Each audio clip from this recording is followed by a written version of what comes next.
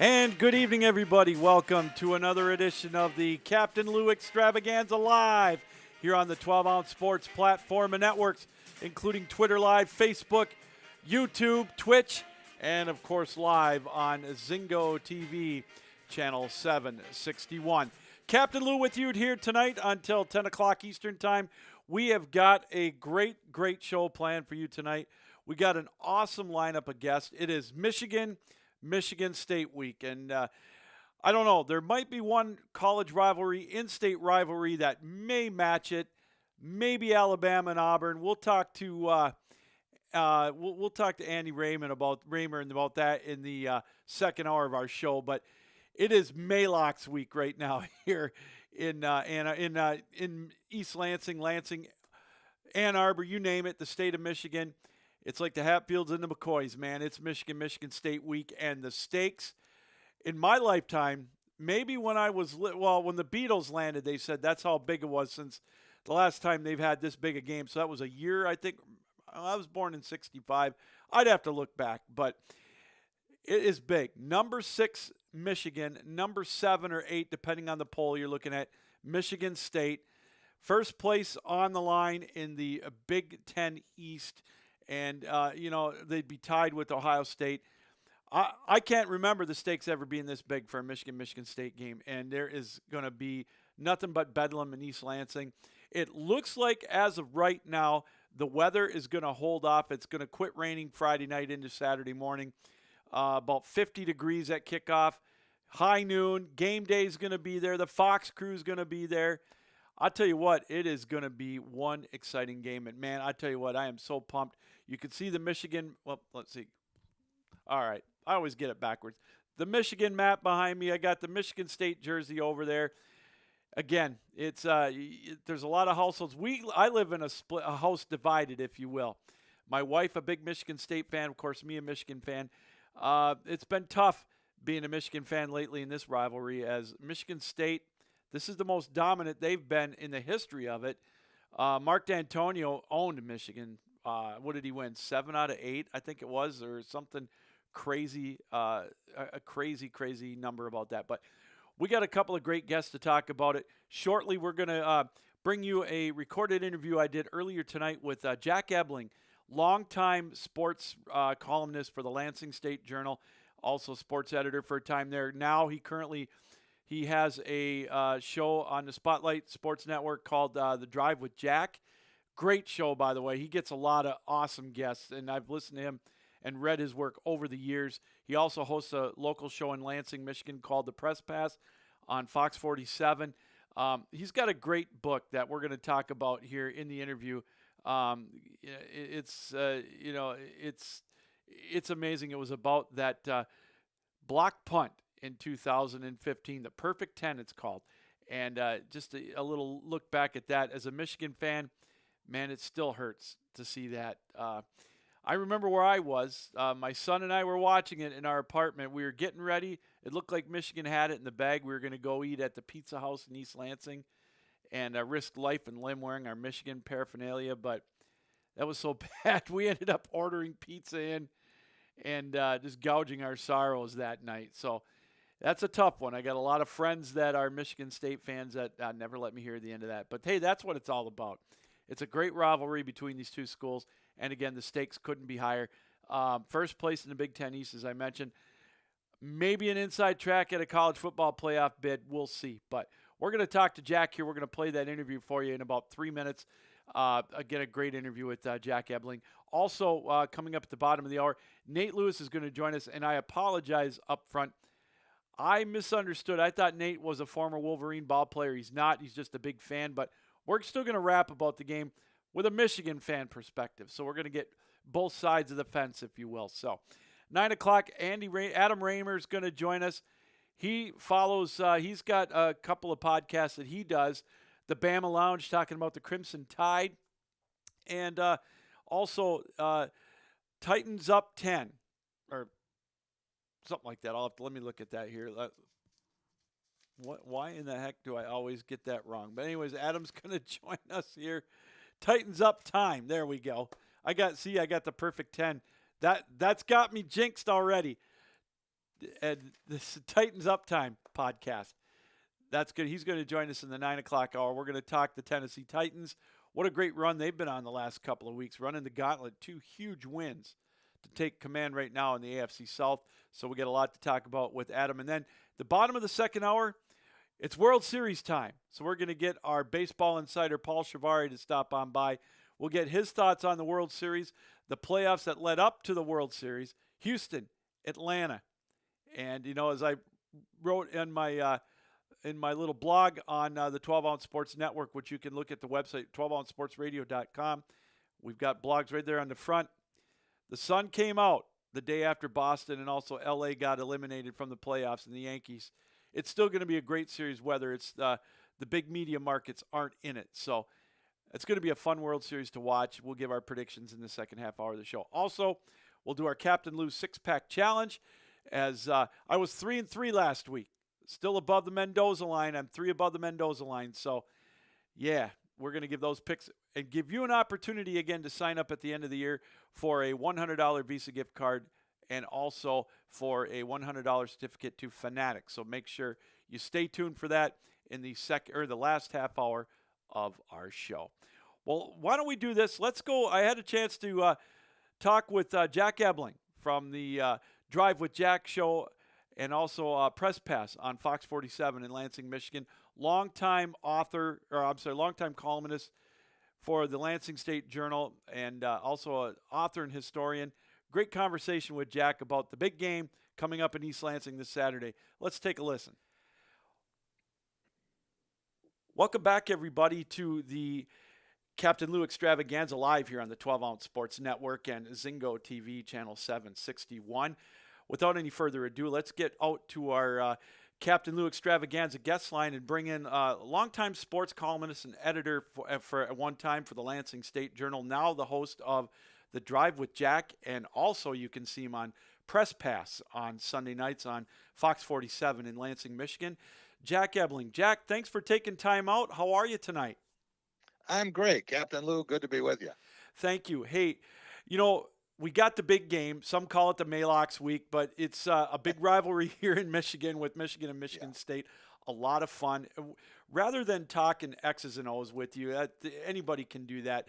I want to kind of take a look back at, recent history. Well, maybe not so recent history, but I can remember my first Michigan State game, Jack, was back, I want to say 71. Duffy was coaching against Bo, and sitting at home with my dad and my grandfather and the family watching it. And I guess my first question to you is, Jack, was, from your recollection, was the rivalry as good back then, with the fan bases as it is now? Like I think Mark D'Antonio did a lot to really ramp up that rivalry here recently. But was it as big back then in your eyes as it is now? No, I don't think it was, Lou, and a couple of reasons for that. One is that one team was up and the other was down, whether it was Duffy was up or Bo was up or whatever the case may be. And now, you got two teams that are 7-0 and thinking about the college football playoff. And I think with social media, that has increased the focus, the attention. You have game day. So many more games are televised. So I think that has been ratcheted up. And Tom Crawford and I, my partner, Blue Belly Tom, we always say, and we agree, that this is the best two-sport rivalry in the country. You can talk about Duke, Carolina basketball, or, maybe you want to talk about the Iron Bowl or whatever. Maybe you want to talk about Michigan, Ohio State in football, if you don't mind an unbalanced rivalry of late. Right. But I think in terms of schools in football and basketball, there's nothing more intense than this right now, and maybe no rivalry with 4 better programs.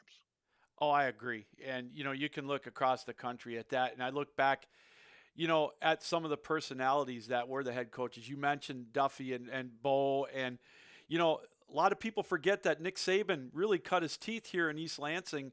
Yeah. And he was on the verge of really establishing that. And then, of course, he went to LSU. But, You know, you had then of course Lloyd Carr, and now with Mark D'Antonio. So, or until he retired, some Right. great personalities in the mix over the last 50 years. Yeah, and you think you mentioned Nick and Mel Tucker Yeah. are the only head coaches for either school in the last 70 plus years to win their first game Wow. in the series. Every other coach on both teams debuted with a loss, so it's hard to do. But Nick won his first game and then won his last game in the 5 years. Lost the three in the middle, and one of the reasons that he didn't mind going to LSU was how tough it was to go up against Michigan. And I don't mean on the field for 60 minutes, but every day the specter of Michigan, whether you're recruiting or fundraising or just dealing with fans. And Michigan was a Goliath, and he wasn't happy with it. No, and Jack, recently on the Michigan side, you had Rich Rod, and also if you want to go back further, John L. Smith. I Yeah, just don't think that they really grasped that, and I think it right. kind of bit them in the behind a little bit, and Yeah, and it kind of tarnished them, and was maybe one of the factors why they didn't last that long at the respective schools. yeah, and I think both of those guys have been punching bags of sorts. I think they're both above average coaches who were in impossible situations. When you get to a place like this, Lou, and half the fan base doesn't want you, or they can't wait till you get fired, Hmm. it makes it very difficult. Michigan, you had Lloyd offering to sign release letters for players at Michigan State when John L. came in. He was about as unpopular a coach. He had a honeymoon of about 12 minutes. So very difficult for them, but hey, we're here now and looking forward to Saturday. Oh, absolutely. Now, how many of the games have you been to, Jack, or have you covered? This will be 53 in a row. Wow, that's awesome. Are So you going to be there starting in Saturday? '69 was the first one, and Okay. through Saturday will be number 53. Are you going to be there covering it as well on Oh yeah, Saturday? Oh, good for yeah, you. Good yeah, for you. Now we know you wrote a book on the block punt. That what was yeah. it? The 10-second war. Is that right? It was called the Perfect The 10. perfect 10. I'm sorry. Yeah, I beg your Joe pardon on that. Rexrode and I did that, and it was kind of strange, Lou. We were I went to the game with Bluebelly Tom, and he parked about 4 miles away from the stadium because he's too cheap to pay for parking. So we got there, and I was winded. And then after the game, after we had done the player interviews, he didn't say anything. Just don't talk to me. So we walked back to the car, and he's walking fast, and I'm running, and or as close as I could to it. We get back to the car, and my phone is going off, and he didn't want to talk to anybody. But we're going through Ann Arbor, and we're in this traffic jam, and I see the reactions of the people, and I thought to myself, this play is going to live forever. We're going to be watching this play in 50 years. Yeah. Somehow we have to find a way to chronicle this. So the next night after press pass, Joe Rexrode was on the panel that night with Tom and Rico, and I said, "Can I see you for a second? We're just going to go have a beer, okay?" So we went out, and I said, "I got this crazy idea, and it all stems from a John Feinstein book about former Michigan star Rudy Tomjanovich, and he had been cold cocked with a punch in a fight, and Feinstein wrote a whole book on this called Wow. The Punch. Classic reading for anyone who enjoys great sports literature. Sure. And I said, if he can write a book about 4 seconds, we can write a book about 10 seconds. So we did, and we talked to everybody who was associated with it and finished it with 42 pages of how the game changed people's lives, including a guy named Chris Baldwin, who is best remembered now as the Surrender Cobra, the fan who is still seen up there with his mouth agape. And he wound up so closely associated with this that ESPN flew him to Orlando to present the Game of the Year trophy to Mark D'Antonio, who had Oh, no wow. idea he was going to be there. And he wound up putting it on his resume, his job resume. Wow. That's absolutely amazing. You know, Yeah. those are the kind of things that, you know, the stories that come out of this rivalry, you know, the Spartan Bob with the 1 second delay Yeah. or whatever you want to call it, Yeah. the so-called no call on the trip in Yeah. the end zone. Right. And, you know, it's just those are the things that make this rivalry just that much more special. Yeah. And so many of the Michigan State wins. Now, Michigan has a commanding lead in the series. A lot of these wins going way back when Michigan State was not competitive, but Right. it's pretty close over the last 60 years. It's about 4 wins more for Michigan State would have made it even. Yeah. And you look at a series like this, but so many of the Michigan State wins, Lou, have been memorable. They've had some oddity or uh, some sort of a controversial element to it, where the Michigan wins have been beatdowns more often than not. And I've seen 18 Michigan State wins out of the 52. Okay. 34 have been Michigan wins. Mm-hmm. But of the 18 Michigan State wins, 13 of them have been upsets. Wow. So only 5 times have I seen Michigan State as a favorite in this game, and I won't see that this Saturday either. I gotta ask you, you know, Mark D'Antonio, you always could tell, you know, by his demeanor, he wanted to win these games so bad. But you Yeah, can't tell me you've been around George Perlis a lot more. You were around him a lot more than I ever was. yeah, I met him a couple times, but I'm sure that the passion that he had was just as unmatched as anybody's in this rivalry.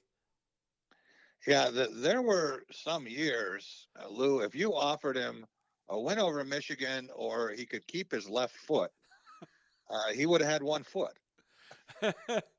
That's funny. I'll let you go on this, Jack. I know that you got to get rolling here in a little bit. With Mel Tucker, you know, the speculations there that, you know, the LSU rumors are swirling. Yeah. Do you, what is your gut feeling on that? I know, you know, he's had a history of moving on after a year or two. If there's ever an opportunity for him maybe to go, it would be now because he's really done well in the short period of time at Michigan State. What is your gut feeling on this, Jack? Do you think that, you know, there's anything to this rumor? Well, I think there's interest from LSU. They're certainly watching him. They know about him because he's been at LSU. He came with Saban to LSU. Mm-hmm. He was part of a national championship staff at Alabama. He was at Georgia. He knows how to recruit the South. He's taken an SEC approach, an unemotional business approach to football at Michigan State, which I think has helped. Yeah. But there are a couple of things that make me wonder. And certainly, people say, well, Saban left, so you know the same thing is true here. There are a couple of differences there. Not to say he wouldn't go. You know, he certainly would consider it, and you know he would have a decision to make. But Nick was looking for a reason to leave. He and the president couldn't agree on what day it was. There were contract differences. Nick went in, and all he wanted was just a pat on the back, a little love. He wanted a new contract. And the president said, "You haven't won any bowl games. Come back and see me after you get one." And, you know, and then so he floated the idea through his agent, and LSU was looking to replace Jerry DiNardo. And said, you know, the Saban guy, he looks pretty good. He might be the answer. He's been in the NFL and, you know, he's been successful. He's been at Ohio State and done some decent things at Michigan State, beaten some top teams. So it's a little bit different situation than Mel Tucker, who is very happy here. Yeah. And is being paid handsomely here. Now, he's not making what Ed Orgeron was making at LSU, was the second highest paid coach in the country. But Mel Tucker probably wouldn't be making $9 million there either. No. And would Michigan State match it? I know that Mel Tucker is very happy, and building some things. And then people say, well, he left Colorado, he'll leave MSU. It's a little bit different when you're leaving Boulder and you're making half the money. Yeah. And when you look at what the challenges are in Colorado, where a lot of people they don't embrace football, there's not a culture, you can't get a crowd. Administration would be just as happy if football went away, as opposed to being back in the Big Ten, where he cut his teeth, where he started. Yeah. He played at Wisconsin. He won a national championship as a staff member at Ohio State, been at Michigan State twice. This is basically home to him. And right now, if he wants to run for governor, he's going to get some support. I think he'd have a good shot at winning, that's for sure. Jack, 30 seconds. Give me your Tuesday prediction for the game Saturday, and I'll let you go. I can't give you a score yet, Lou, That's for two fine. reasons. One is I don't have it. And two is I'm probably going to do that on my show. No problem. Friday at about 5:50. Fair enough. But I will tell you what I see happening. Okay. And I think Michigan is going to wish it had played J.J. McCarthy more. Mm-hmm. Michigan State is going to have to protect Peyton Thorne from Aiden Hutchinson and the blitzes from Daxton Hill, or then it's going to be all Kenneth Walker, and I don't think he can beat Michigan single-handedly. I think it's going to come down to a special teams play. Both these teams have exceptional punters. Michigan has an automatic field goal kicker. Michigan State's field goal kicker might wind up as the Big Ten's career leader in three-pointers. Michigan can return kicks. Michigan State's had a guy return punts for 2 touchdowns.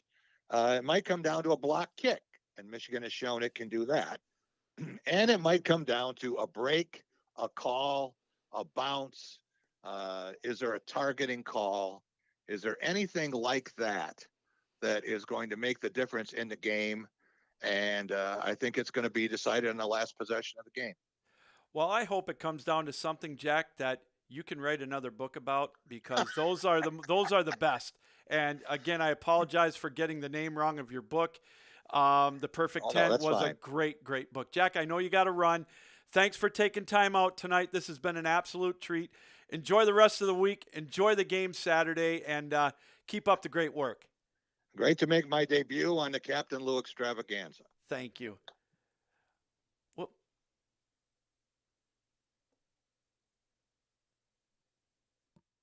Well, that, of course, was Jack Ebling again. Want to thank him for taking time out tonight to be on the show with us. A great interview with him. He's covered 53 straight Michigan State games since 1969, just to put it in perspective. So he's seen a lot of the great finishes, the goofy finishes, as we talked about, the fumbled punt, the trip in the end zone in 1990, the Spartan Bob play in 1999, where the 1 second seemed to take forever before they snapped it, and with T.J. Duckey getting the touchdown. So a lot of weird endings, and it just adds to the lore of the Michigan State game. So, hey, we got a lot to talk about on the show. We're going to get a Michigan perspective of the rivalry other than mine, as we're going to talk to a big Michigan fan coming up here after the break, and then it's going to be Nate Lewis, and then coming up at the top of the second hour, Adam Raymer. We're going to go SEC bound, talk a little Alabama football and Tennessee Titans, as the Titans are on a roll. And, of course, we got Paul Shivari coming up at the bottom of the second hour. We're going to talk World Series with him. We're going to fit in our Captain Lou six-pack challenge picks. Don't worry about that, as you're going to get a chance to beat my picks and get registered to win in that $100 Visa gift card at the end of the year, and also a gift certificate to Fanatics. So make sure you stick around. Lots to go over. You're watching the Captain Lou Extravaganza live here on the 12-Ounce Sports Platform and Networks and Zingo TV Channel 761.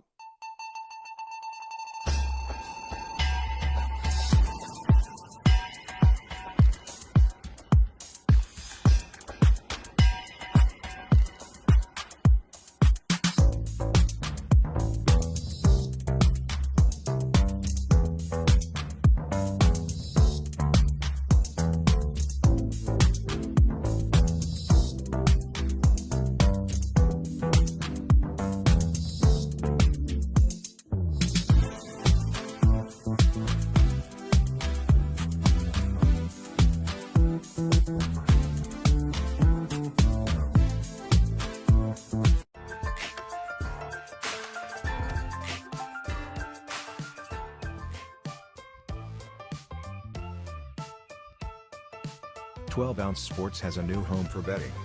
BetUS.com is the official place to place your bets and support 12 Ounce Sports. All you have to do is go to BetUS.com and type in the promo code 120OZE and you'll instantly get a deposit bonus. This is America's favorite sports book. And remember, always gamble responsibly.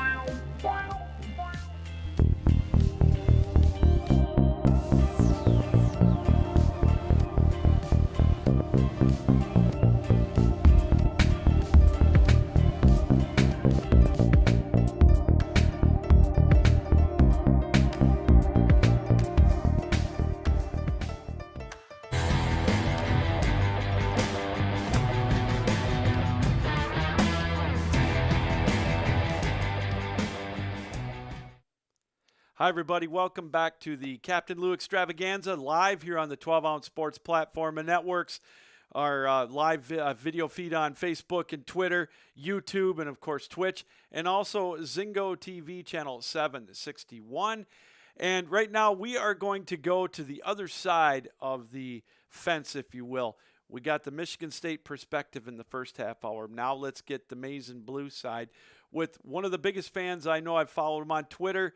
Nate Lewis joining us. Nate, welcome to the show. How are you, my friend? Good. Thank you for having me. Hey, it's an absolute treat. I apologize while we're at the break.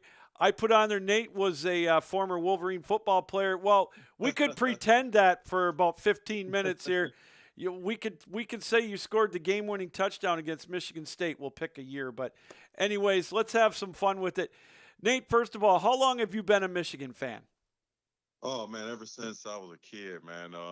My dad used to put football on TV, and then Michigan was always on TV. And I just fell in love with the wing helmet, and it went from there. So I've been watching the Wolverines since like the late '80s and early '90s. Okay, so you were around when Michigan was in their heyday back in the '90s. When you're probably a little young to remember when they won the national championship in '97. It's been quite a while for us, but man, it's been tough for us.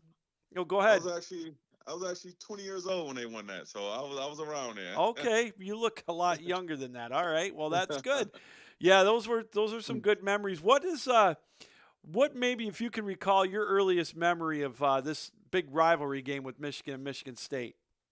My earliest fond memory goes all the way back to when Desmond Howard got tripped in the end zone.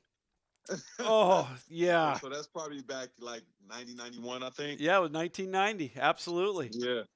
So yeah, when they tripped him in the end zone and didn't call a pass interference, and I think Michigan was ranked like 2 or something. We were ranked pretty high that year. Yes. And then yeah.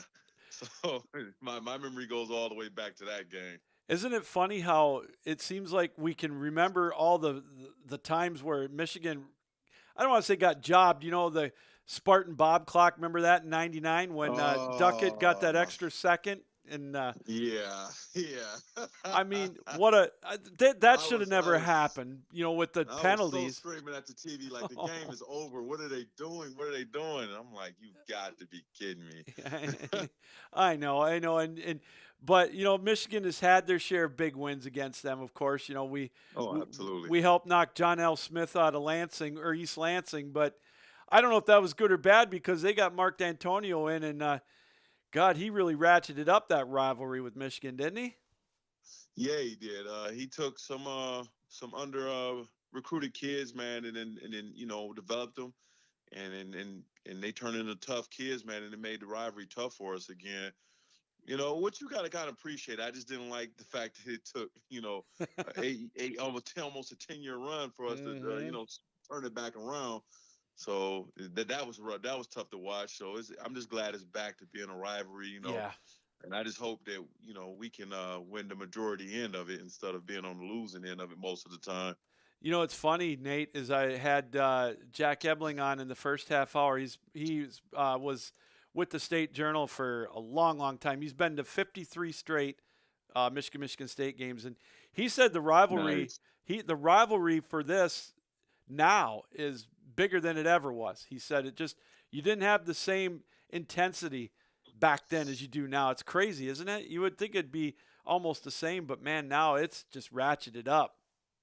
Yeah, it has. I mean, it's been the first time in I don't know how long. I don't know if there was a time where we both came into this rivalry undefeated. I need to research that. I don't remember if that's ever happened or when it's happened. I'm pretty sure it probably has, but I can't remember when. But yeah, the stakes are high now, man. Nobody expected neither of us to be 7-0 at this point. No, And then I especially didn't expect them to be 7-0 at this point. So I got to give them credit for turning the ship around. But it's definitely ratchet up. You even look on StubHub, the oh, cheapest ticket I think I've seen. I haven't looked today, but I looked at other days. It's like $250 for a nosebleed. So mm-hmm. it's back up there where it's Yeah. supposed to be. I looked on ESPN tonight, and I saw that it was 238 on where they have the cheapest tickets available, and that's insane, man. You know it's going to make for a fun time. You mentioned both teams. I think the last time both teams were undefeated and ranked like this was when the Beatles landed, the year the Beatles landed. So that was almost 60 years ago, man. Wow. So Yeah, so I definitely wasn't around for no, that. I was if it was 65, that was the year I was born. But yeah, it's been a long, long time. Nate, what has surprised you most about Michigan's success this year so far? The turnaround of the defense. Yeah. I did not expect us to be this stout on defense. I thought that we would have some interior lineman issues and I thought our corners were going to be a little weak too, but everybody has been solid this year. So, Green and Gray has turned it, ramped it back up, and they're not getting beat like they did last year. They're in position to make plays. The linebackers are playing so much better, and I like the way McDonald is rotating the D linemen and trying to Mm-hmm. keep them fresh. And then you got some surprise kids. You got Mozzie Smith to turn the corner. You got the young Chris Jenkins in there. He's playing real well. Uh, it's just the defense is night and day between last year and this year, and we're not putting our corners on the island Yeah. all game, and and leaving them out hanging to dry. We're mixing it up more, so it's the defense is definitely a surprise for me. And the one thing that worries me going into this game on Saturday as a Michigan fan is I think that Michigan can contain Walker. I'm still worried about the big playmakers that Michigan State has, with Naylor and Reed. I to this day don't know how anybody in the Power 5 conferences didn't see this kid out of Western Michigan, and he transferred to Michigan State. My God, is he good? Yeah, he's a big surprise, but I think what happened was I think I seen some on the Big Ten Network. I think he has some grade issues coming Okay, out of high school okay, or something like that, and then so that's why he ended up at Western, and he okay. stayed there and then transferred over with his teammate, which is Thorne, the quarterback. Hmm. I just think what it comes down to is we got to get pressure on the quarterback so he can't get them open throws to them. I think if we limit the big plays, which they're predicated on, and I think we'll hold up against the run. We just got to limit those big plays. If we can limit those big plays and not give them any momentum, we'll be okay. And I think the team who makes the least mistakes will come out on top. Because I think you take the records and all that stuff you're throwing out the door, it's a Hundred lot of going percent. to be on. It's Hundred going to be a lot on percent. the line. People are playing for pride, bragging rights, so it's going to be a lot on the line. And the records and all that stuff don't count to come Saturday. It's going to be very very intense, and I anticipate it's going to be a rough first quarter for sure. I wouldn't be surprised if it'd be some sportsmanlike conduct plays flags getting thrown in the first 5 minutes. I got a feeling you're right there, and I have the sneaking suspicion, Nate, that the referees are gonna be talking with Jim Harbaugh and Mel Tucker, and they're gonna say, "Man, we're gonna look at it, we're gonna control it," because you're right, it could get out of hand early with these teams. There definitely is no love lost with them at all. No, the only thing is I think we have blood in our eyes from how we lost to Oh them God, last year. yes. And I think we need another Devin Bush moment to get the guys going. But I don't think that'll ever happen again. But that was a No. legendary moment in the rivalry. Oh, wasn't And it though? oh my God, yeah, that was legendary. But yeah, I think if we have a good week of practice, these guys come in focused. I think we can pull it off. It's gonna be tight. Yeah. It's gonna be tight. But you listen to the fans on their side of the spectrum. They're very, very, very confident that Oh they're gonna yeah. pull the game off. So they both have their weaknesses and they both have their pluses. I think it's going to be one of the most evenly matched up games this year in college football. So it's going to be interesting. Fox and Game Day is not going to be that. Ain't they're going to be there for no reason. So That's right. That's right. Have you ever had the pleasure of going to Michigan State games in person? yeah, I've been to the last 4 or 5 of Oh, them. I good for think. you, man. That's Yeah, awesome. So, were you there for the block punt? absolutely. Oh, oh, I feel for you, man. I feel for you. I know that was probably one of the most freakiest moments Oh, ever of the rivalry. You sitting there in moments like, yeah, it's back, we back, we're back, and then that happens, and you oh, just sitting there like, okay, where's the flag? Something happened, yeah. something didn't go right, and then you just got the face. And I was sitting next to the state fans were actually next to us. Oh, They was so quiet, and then when that moment happened, they just erupted. I was like, "You have got." I never seen the big house get that quiet oh, ever in my life. wow. I've been to three of them, and they've won them all. Fortunately, I'm not going this weekend, Hey but man, how much it gonna cost to get you up here? We need that good luck well, charm. it's I know it's funny is I've got we're actually going to go tailgate, but my father's visiting, and he's in his 80s, so I'm gonna come home and watch the game with him on TV, and Okay. that and no, we're gonna go there in the morning. My wife and I are gonna go. She's a State fan. We have a house divided, and Woo. yeah, it's funny, and my dad is. This is the only game he roots for Michigan State, or he roots against Michigan. He met Biggie and Duffy one time way back in the day, so it's so yeah, he's a State fan, but Okay. it's going to be a lot of fun, man. So I got to ask you before I let you go. Michigan wins this one. Let's say they do. After last week, Penn State doesn't scare me a whole lot anymore. What do you think it's going to take for Michigan? I know I don't want to look too far down the road, but we got that team from down south staring at us.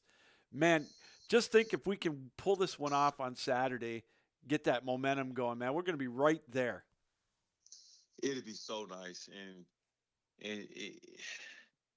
I don't want to sound I don't know how to say this. I don't want to sound like we can't win it, but I want to see a game. I want to see if we can get down to the wire Yeah, and we just don't pull it off. I can accept that. Besides getting blown out, right. but I think we have a real good shot this year. I think we got the juice to pull it off. It's just getting in that game and not making no mistakes and giving them no momentum and just hanging in there. You know what I'm saying? And that's one thing I like about this team. When we was in Nebraska, I was at that game, Oh wow, and nice. in that environment, it was like almost it was whiteout level.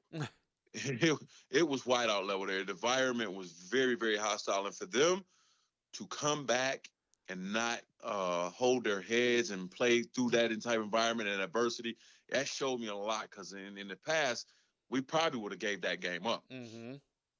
but they hung in there and they fought and they fought and they fought. And that showed me a lot. They showed me that this team, you could tell that the culture has really turned the corner in Michigan. The kids, they love playing for each other. They love the coaching staff. You know, they all bought in to the team and playing for one another and life and loving each other and you know and pulling off for the same goal. I don't think there's no cancers in the locker room. I think the young staff is gelling well with the kids, and you know, and that's important because if you got a good coaching staff in there that believes in your kids and you know and can relate to the kids will run through a wall for you. And so, and I think Jim has done a good job of putting together a nice staff, man, that these kids want to play for, man. I think that's huge, and people don't give them a lot of credit for going younger and mixing things up with, you know. So that plays a huge part. Well, Nate, hey, this has been a lot of fun. Thanks for taking time out tonight to talk a little Michigan football. Hey, if you're free, Ohio State week, I'd love to have you on again so we can talk about that team down south. But enjoy the game Saturday, and let's hope maybe Michigan can pull one off. All righty, go Blue. All right, thanks, Nate. Nate Lewis joining us here on the show. A big Michigan supporter. Follow him on Twitter. You know, he's I got the juices flowing, and you know, both sides. It's a great rivalry. You know, it really is. You know, it's as I mentioned to Nate, it's a house divided for me. My wife is a diehard Spartan fan. Most of her family is. Some of my family's a Michigan are Michigan fans. I've got my son. You know, it's what it's all about. College sports, you know, the rivalry. You don't see it at the pro level anymore. Not like this. And you know, it really just gets your juices flowing. But it's a big weekend for college football. Not just Michigan State. You know, this is one of the big games of the year so far.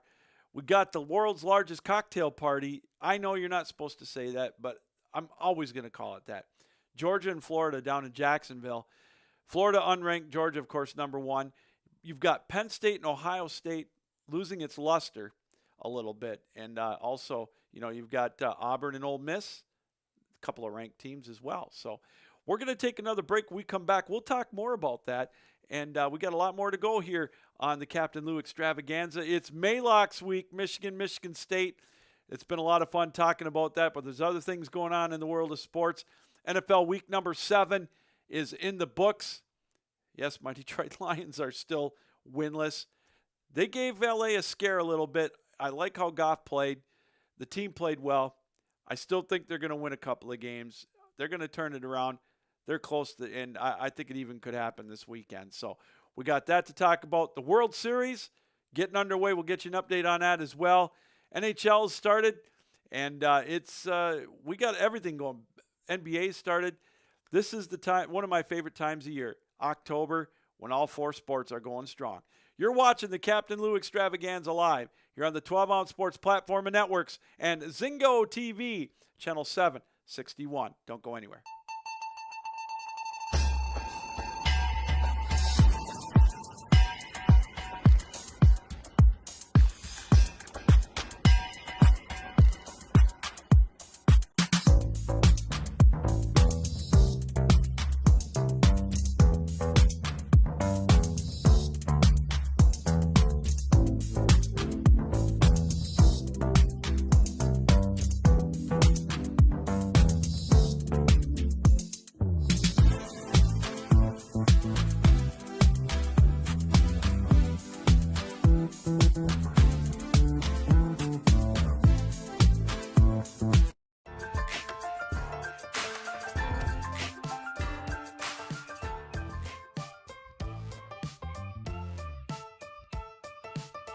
Ounce Sports has a new home for betting. BetUS.com is the official place to place your bets and support 12-ounce sports. All you have to do is go to BetUS.com and type in the promo code 120OZE and you'll instantly get a deposit bonus. This is America's favorite sports book. And remember, always gamble responsibly.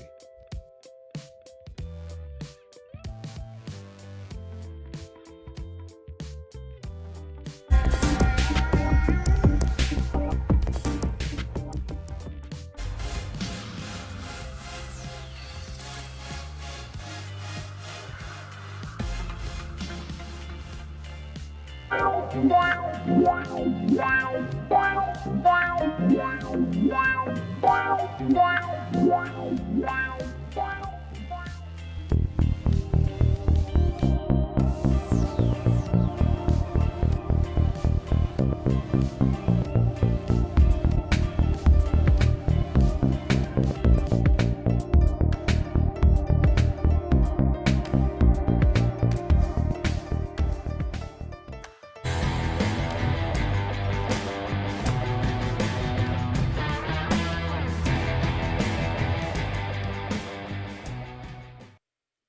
Hey, everybody, welcome back to the Captain Lou Extravaganza Live here on the 12-Ounce Sports Network and Zingo TV channel 761. You can catch us on our YouTube channel, also on Facebook Live, Twitter Live, and on Twitch.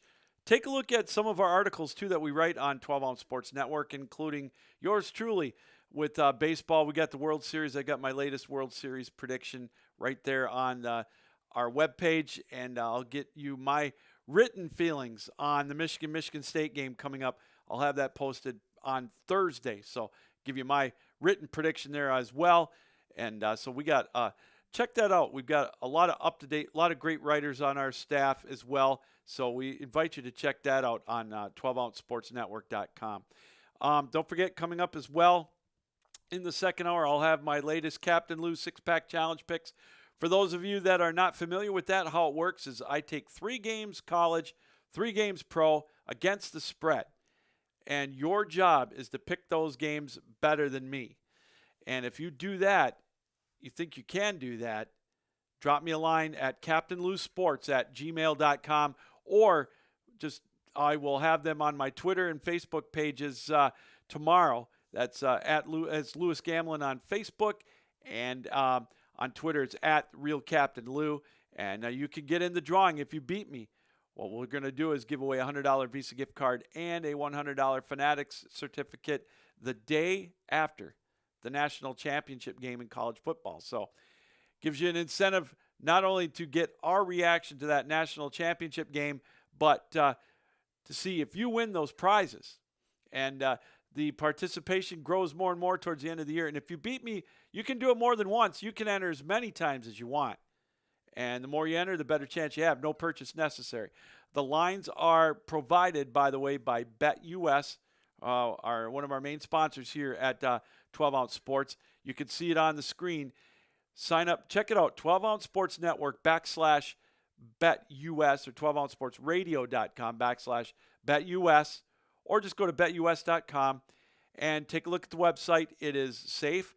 And when you make your first deposit, this is a no-brainer right here. When you make your first deposit, use the promo code 12OZ. That's 12 ounce. It's that simple. If you make that, you will get a 125% sign-up bonus up to $1,000. Put $100 in, you get $125 on top of that to bet with. You know, if there's a game that you want to bet on, the Michigan State game, Penn State, Ohio State, whatever, there you go. It's that simple. That is the lock of the decade right there. To go to betus.com. When you hit the promo code, put 12OZ. The other way to do it is go to 12ouncesportsradio.com /BetUS. It'll direct you right to the website. That's what we invite you to do. And make sure you use the promo code 12OZ for your 125% deposit bonus for first-time depositors using the promo code 12OZ. It's that simple. Again, thanks to Nate Lewis for coming on, talking a little Michigan perspective on the big game coming up this Saturday. Michigan State, number 6 versus number 7. It is going to be one dandy game. Can't wait for it. High noon. And Gus Johnson and Joel Klatt are going to have the call on it on Fox Sports. The game day crew from ESPN is going to be there, the Fox crew. It is the game of the weekend. And first place in the Big Ten East is at stake. Well, they'll be tied with Ohio State, but one team will come out of it unblemished. And I got a feeling with the college football polls coming out next Tuesday, the first one, a win here could propel one of these two teams in the top 5.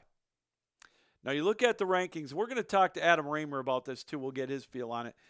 You got Georgia number 1. I don't think there's any doubt there. Then it gets a little murky. Cincinnati's number 2. Okay, they beat Notre Dame. I still don't think that's really all that great. I mean, Notre Dame's, they're winning the games, that are put in front of them. But Cincinnati only beat Navy by 7. And they're not a Power 5 team. You got Oklahoma at number 3, or number 4, excuse me. Alabama's 3rd. I don't have an issue with Alabama being 3. I still think they're one of the top 4 teams in the country right now. Maybe not one of Nick's best teams right now, but that offense, to me, is just as good as some of the other ones. Their defense may be the liability. We'll get Adam's perspective on that here in about 6 minutes or so. But then you go to number 5. After that, I mean, taking a look at the rankings right now, let's see if I can bring them up. I look at, okay, where are they? Talk to me here. Thought I had them here. Well, maybe I don't. But anyways, you take a look at it, and okay, I'm just going to bring them up right now. And you've got, Ohio State 5. Here's my question. Michigan or Michigan State wins, or whoever wins this game, do they leapfrog Ohio State? They've got Penn State coming to town. Now, Penn State, obviously they're vulnerable now. They lose to Illinois at home. And, they didn't look good in that game. Penn State falls to number 20. That's a night game in Ohio State. They're 17th in the coaches poll, 20th in the AP poll. Can they leapfrog Ohio State? I think they can. If not, it's going to be very, very close. In the coaches poll, I think 25 votes separates the two. But now we start getting the committee. What are they going to look at? There's such a quandary coming up. What about Oregon? Oregon's sitting there at 6-1. They've got a pretty good shot at running the table. And, so we'll have to wait and see. Georgia's got Florida this week. Here's a game that not a lot of people are talking about, obviously. Another big Big Ten matchup. Iowa and Wisconsin. Iowa's traveling to Wisconsin to play. All of a sudden, Wisconsin, not that they're going to be in the Big Ten or the playoff talk. Obviously, they're not with 3 losses. But Wisconsin with a win over Iowa on Saturday, which is altogether possible. Iowa just, I don't know. They spit the bit against against Purdue. Wisconsin wins that game. They got a very good opportunity of going to the Big Ten championship game. Isn't that crazy? So, again, my talk back to the poll, next Tuesday is going to be the first ranking. And again, I think the top, there's no doubt Georgia, and in my mind, Georgia and Alabama should be there. I'm not sold on Oklahoma, especially at they're vulnerable. They're beatable. Are they a top 4 team? I don't know. Kansas should have beat them. That would have been a very catastrophic loss for Oklahoma. They lose that game. Their quarterback situation is muddled. They're playing a little better defense, which you don't normally see in the Big 12. But, if Oklahoma doesn't win out, there isn't going to be a Big 12 team in there. Iowa State beat Oklahoma State. So, I mean, you're looking at the possibility, and seriously, you got to start thinking about it. The committee has got something on their hands. Let's say Ohio State and Michigan or Michigan State, either one of those 3. Let's say Ohio State beats Michigan State after Michigan State were to beat Michigan. Those teams would each have 1 loss. Could you conceivably put 2 Big Ten teams in the playoff over an undefeated Cincinnati? But then you run into, well, wait a minute, what if Oregon's 11-1? They beat Ohio State. They might have a legitimate beef there. It's going to really create a quandary for the committee. I kind of hope it does. Selfishly, obviously, I'm a Michigan fan.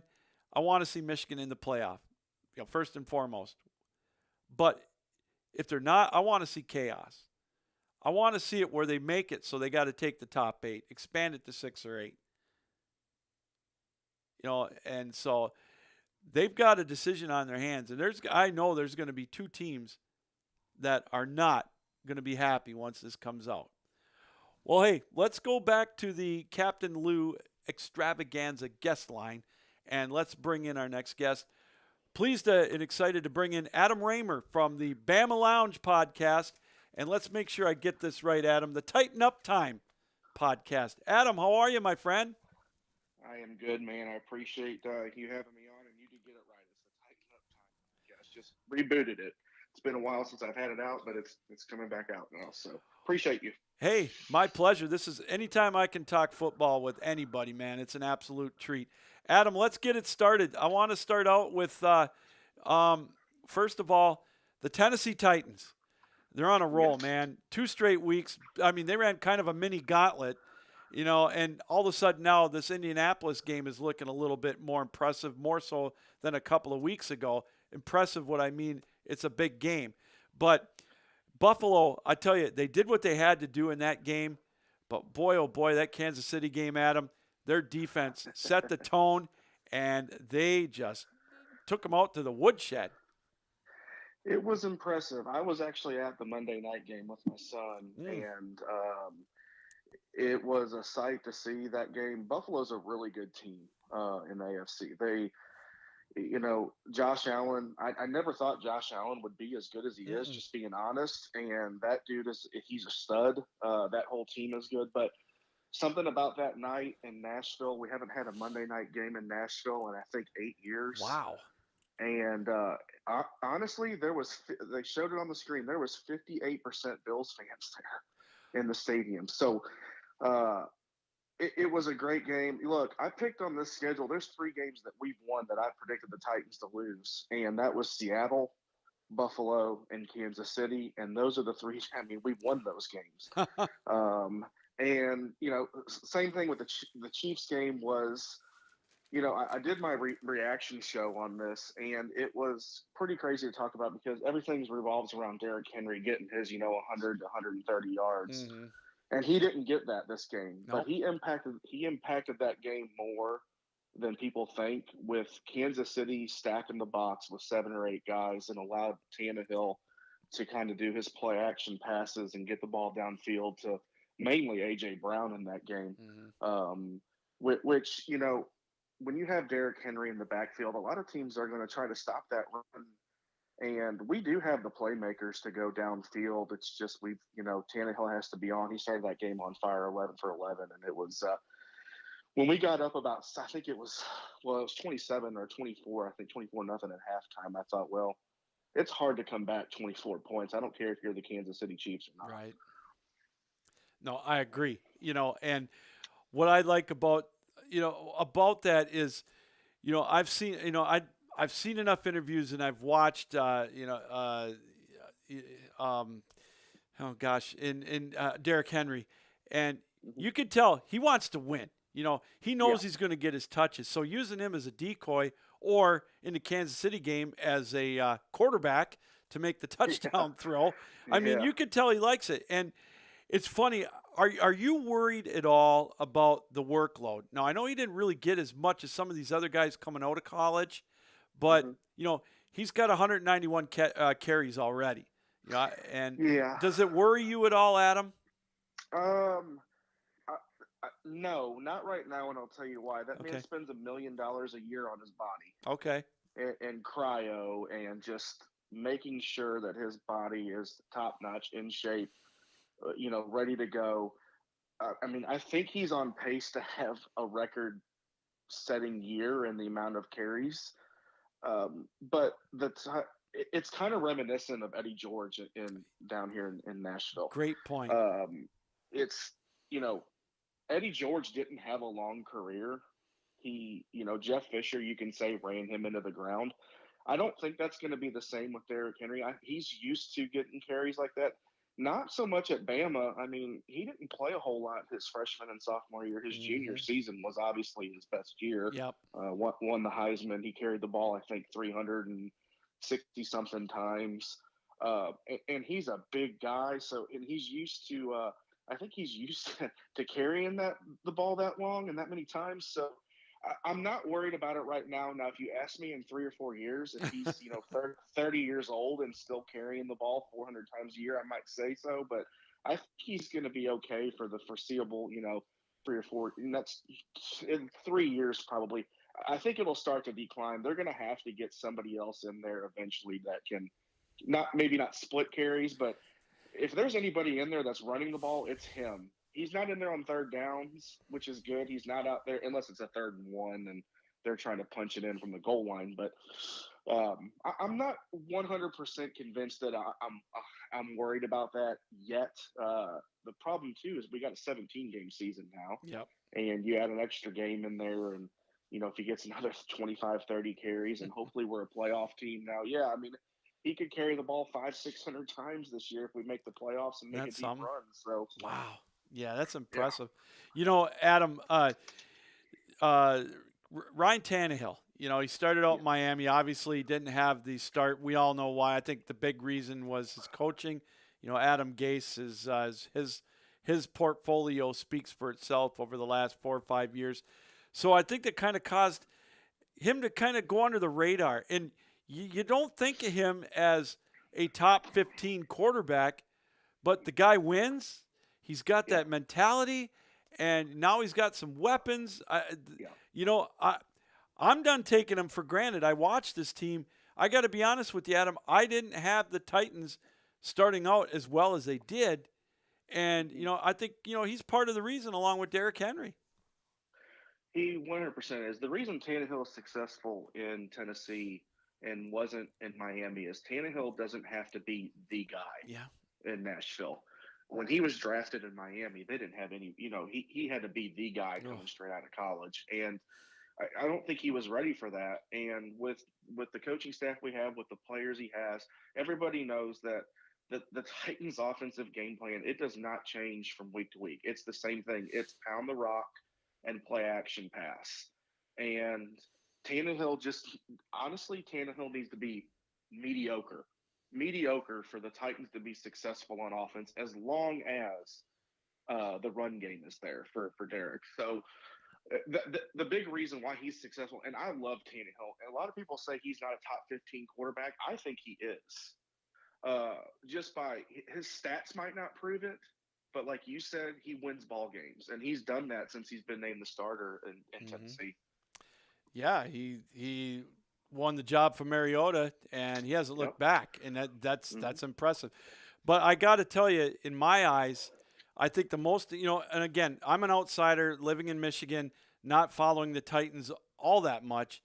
We see what happened with your defense towards the end of the year last year. Not the greatest, but I got to tell you, that's showing again. I go back to the Kansas City game this past weekend. That was impressive. They, to me, are the surprise. And, they obviously say defense will win you ball games or help win championships. The defense has really stepped up this year, Adam. It has. And what's crazy, if you look at the Titans, we have 19 players on IR right now. We have a lot of secondary people missing. Christian Fulton is out. Caleb Farley is now out for the year. That's 2 big pieces in our back in the cornerbacks and safety position. But we had practice squad, and this is no joke. We had a practice squad player start at cornerback against the Chiefs. And Charles Farley, I'll throw his name out there. It's not Caleb Farley, the first-round pick. It's Charles Farley, who got moved up from a practice squad and played a great game. But it all starts with the defense has improved. Last year we were the worst team of getting off the field on third down, and which forced that defense to stay on the field, get tired, and lose ball games. This year's a little different. We've added some pieces to the line with Danico Autry, who we signed in the offseason from Indianapolis. And then obviously we got Bud Dupree from Pittsburgh in the offseason, and Big Jeff Simmons in the middle. But there's a guy that I'm going to mention on defense, and it's Harold Landry.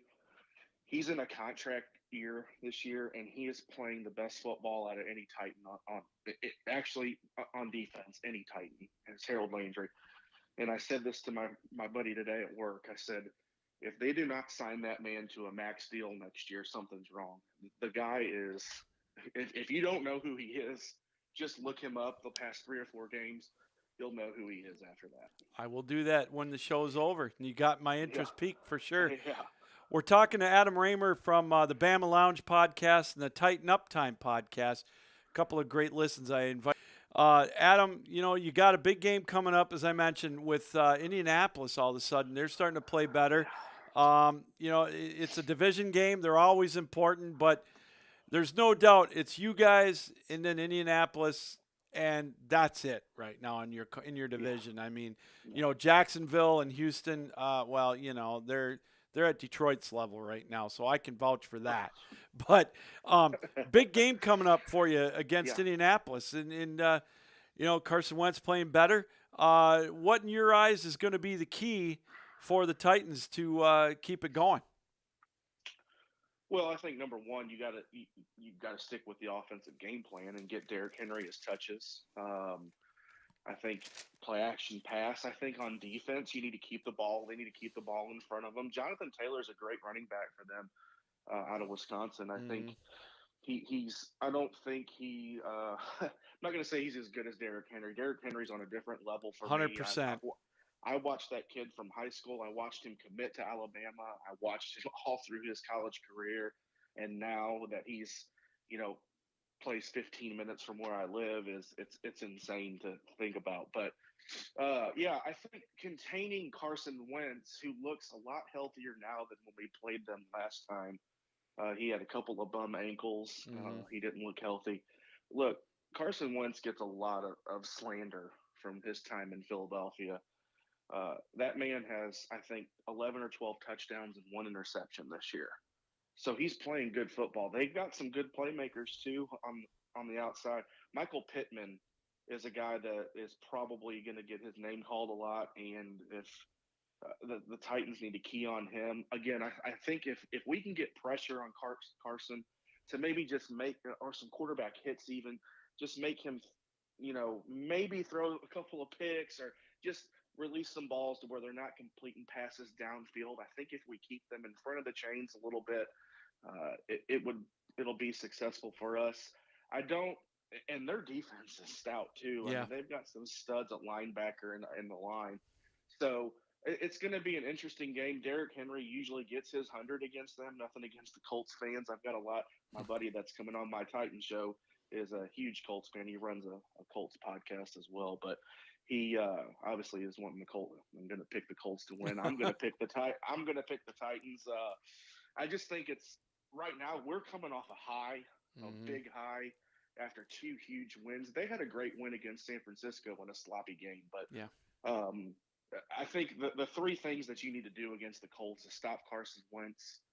You need to get pressure on him, and we got to run our normal offense and make sure we can run our normal offense, not get down 17-0 to where we have to pass the ball.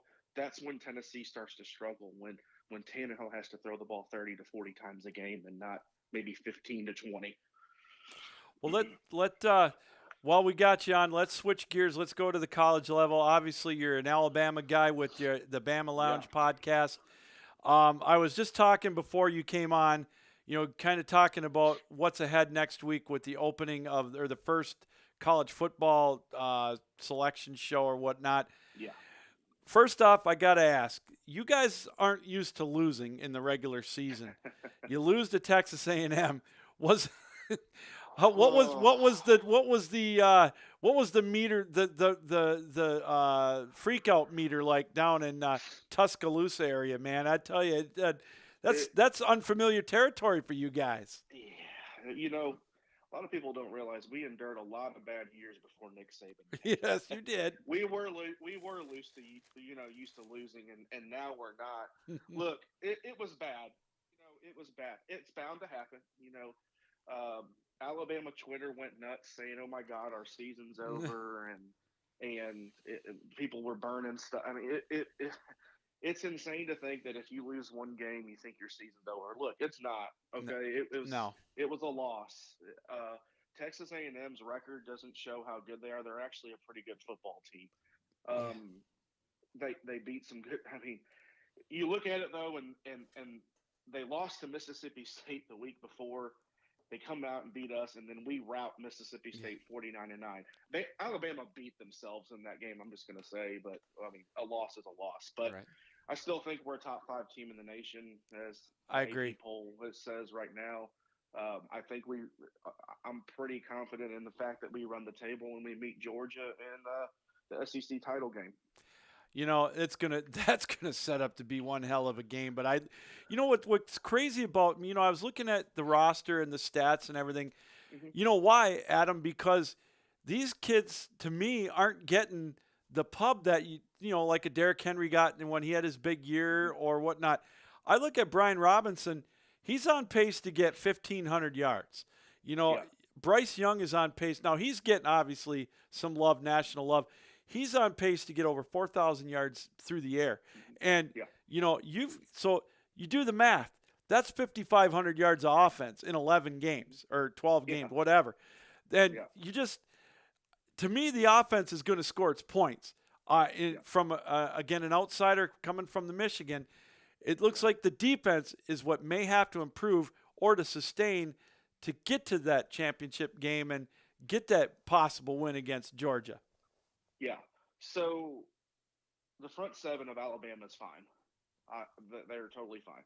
Okay. It's the secondary that needs a little help. And the secondary is not bad. We got some young guys playing, but Malachi Moore, who's a sophomore, Josh Jobs, a senior. Josh Jobs is a leader. He got burned a couple of times at the A&M game and the Tennessee game, but the problem with Tennessee or with Alabama's secondary is Nick Saban likes to play a lot of zone defense, and teams can expose that. We got a lot of our corners are not they're cover corners, meaning man coverage, not zone coverage. So we do tend to get beat a little bit. And a mobile quarterback has been our kryptonite for the past probably 12 years. If you're breaking down coming into if you're talking about Georgia, I'm 100% worried about that game because their defense is one of the best I've seen in probably the past 15 years. Very good. I can put it up with a 2008 or 9 Alabama defense that only gave up 7 points a game. But I don't think their offense can hang with our offense, but it's the fact of can our offense score points on their defense, and it's going to be a good game if we make it there. When we make it there, I'm going to say when we make it there because I don't want to have to worry about if we're going to make it to Atlanta or not. But Bryce Young is on a tear this year for being a underclassman. Just a sophomore, he's playing great. Brian Robinson, like you mentioned, came back and decided to come back for his senior year, be a lead back. He waited his time, and he's playing really well. There's one person you guys can look up to. His name is Jamison Williams. He transferred from Ohio State. I don't know if you knew him or not. Yeah. You probably. Yeah. I don't know if many people do know him because he did not touch the field a lot at Ohio State. No. He is the number 1 receiver on our team. 710 yards I saw. I was going to ask you about him. I'm glad you brought that up. Yeah. Another guy that, if it's possible to fly under the radar at Alabama, in my opinion, he has. And he's playing himself into being able to make a contribution on Sundays. Yeah, he's a special player, very quick, tall, strong kid. I'm hoping he comes back and doesn't leave, but I don't know. It's reload. We signed the best receiving class, I think, and we had the best receiving class core a couple of years, for a couple of years. But we signed I think it was the 4, 7, 11, and 15 receivers in the country in the past spring. So looking forward to some of them young kids coming in. But yeah, Jamison Williams has been probably the best transfer that's come out this year, I think. Adam, last question for you, and I'll let you go. I appreciate you taking time out on a Tuesday night with us here on the show. I want to get your opinion on, the poll coming up, the college football playoff poll next week. You've got Georgia and Alabama. Like, I said before you came on, if they're not the top 2 or 3 teams in the country, or top 2 teams, they're 1 and 3. Cincinnati struggled with Navy, so I personally don't think they're at their level. What what is really, I think, in Oklahoma, to me, I mean, they're going to go on reputation because if they run the table, I mean, that Kansas game to me was kind of frightening if you're thinking about them as a top team. But what could throw a monkey wrench in it would be, let's say if Ohio State were to run the table from here on out, they go in with one win. I sure to God hope not, because I want Michigan to beat them, obviously. But first we got to get Michigan's got to get through Maalox week against Michigan State. It's gonna be a hell of a game. But the team that is what could throw a whole monkey wrench in this is Oregon. Now, can you see them possibly getting into the playoff if that scenario were to happen? I mean, this could really make it so where they expand this playoff coming up in a few years. Yeah. If you're talking in a few years, yes. If it's this year, here's my thing. I think that Georgia and Alabama play a close game, and this is SEC championship. I think they're in.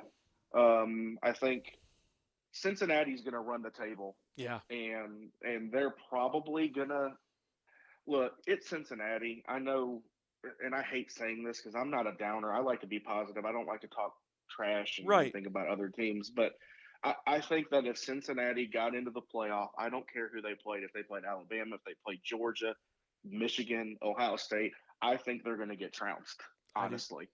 Yeah. I don't think they'd make it out of the semifinal. I mean, that's just me. I could be totally wrong on that. But, yeah, I think this Michigan State game is a huge game for Big Ten reasons. I think Michigan or Michigan State has a chance to beat Ohio State this year. I really do. And I think, honestly, one of them is going to do it. I don't know. Have they both played yet? Have they played each other yet? No? Okay. No, it sets up where Michigan and Michigan State play this weekend, and then Michigan goes and play. Then they both have to play Penn State and Ohio State. I think Michigan State plays Ohio State the second to last game. Then, of course, Michigan and Ohio State play in the finale. Right. So, it's going to be a fun November for us up here. It used to be. I would say though, it's going to be Georgia. I think the first AP poll or the first college football playoff poll will be Georgia 1, Cincinnati 2, Alabama 3, and honestly, I think it's going to be Ohio State 4 because Oklahoma struggled this year. Yeah. They struggled against Kansas. Honestly, I had to put Ohio State over. I hate saying that about Ohio State, but I probably would have put them 4 right now over Oklahoma. Oh, I'm right there with you. I am not impressed. Oklahoma's got some issues. I agree. So, well, Adam, hey, thanks for taking time out.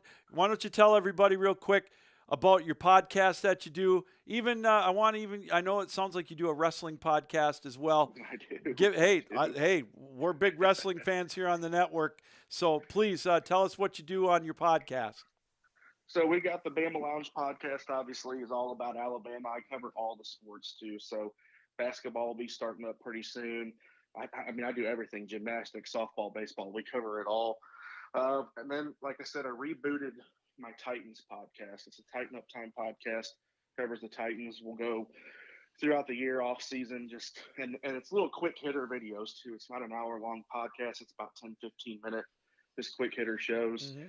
And then I do have a wrestling podcast with my buddy Steven. It's the Turnbuckle Times podcast where we do some pretty cool things, top 10s, top 5 wrestlers. It's a pretty cool show. So you guys can find it anywhere on Twitter and follow me, Adam Raymer11 on Twitter. You can find all the shows. All right, Adam, again, thanks a lot. Enjoy the games this weekend. Hope the Titans keep it up, and we'll look for Bama right there with Georgia come the end of the year. Thanks a lot. Thanks, buddy. Appreciate it. You bet. Adam Raymer stopping by, joining us here on the Captain Lou Extravaganza, and I'm right there with him. Until somebody beats Alabama again, they've got the track record. The SEC does. Cincinnati, and I'm right there with them. God loves Cincinnati. Cinderella story. Luke Fickell's got them playing well. I just don't think they're the second best team in the country. They beat a Notre Dame team. Notre Dame, to me, they're good. They got one loss, but they're playing ACC teams. They smell. I'm sorry. They're playing They played a Miami team. Yeah, they pounded them, but Miami's nothing right now. They're down. A USC team that is less than impressive right now. And Cincinnati they barely beat Notre Dame. So, and Oklahoma, Adam's right. Oklahoma is not a top 4 team. I would put, if I was doing it right now, next week I would put Georgia, Alabama, the winner of Michigan State, and either Cincinnati or Oklahoma. Let me rephrase that. Georgia, Alabama, Michigan State winner, and probably Ohio State. But a lot of that too is going to depend how they do against Penn State next week, which I think they're going to have an easy time with them. I think that Penn State's game last week, that was a telling tale. And it's funny. Boy, you see the message boards, the fans, they're getting tired of James Franklin. Maybe he's checked out a little bit. I know it's early and I know it's crazy, but could you see him going westbound? We've talked about it before, so we'll have to wait and see. Well, we're going to take a break. When we come back, we've got Paul Shivari coming up here in about 6 minutes. We're going to talk some World Series. Boston, by the way, bite your tongue. Atlanta, last I checked. Let's get an update before we go to break. Top of the third, 5-0 over Houston. We'll be right back. You're watching the Captain Lou Extravaganza live here on the 12-Ounce Sports Network and Zingo TV, channel 761. Don't go anywhere.